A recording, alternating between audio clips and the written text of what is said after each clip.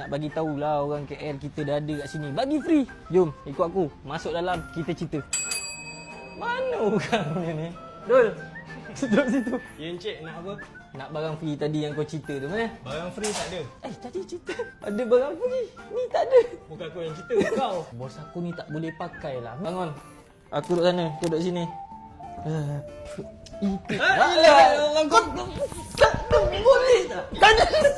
Sana. Benda first kali korang masuk Scroot.my. Lepas tu kau dah nampak web ni, kau pergi Scroot Auto Center. Lepas tu kau pilih lah. Ni manual package. Kau pilih lah kau pakai kereta apa. Contoh Honda City. Engine service. Tekan ni buat payment. Settle. Habis kalau customer walk in, tak dapat lah free. Memang tak dapat le. Kenapa kita suruh booking dekat website? Harga dia lagi murah daripada korang walk in. Aku ni nak tolong korang je, jimatkan duit sikit. Kan nak bagi orang tua ni senang-senang gini tu. Komen lah dapat staff macam ni. Kiranya orang KL yang nak buat mesin gabung blaster ni dah boleh datang lah bengkel Lampang ni. Ni, lagi seorang ni. Kau telan apa tadi pagi yang tak faham? Ha?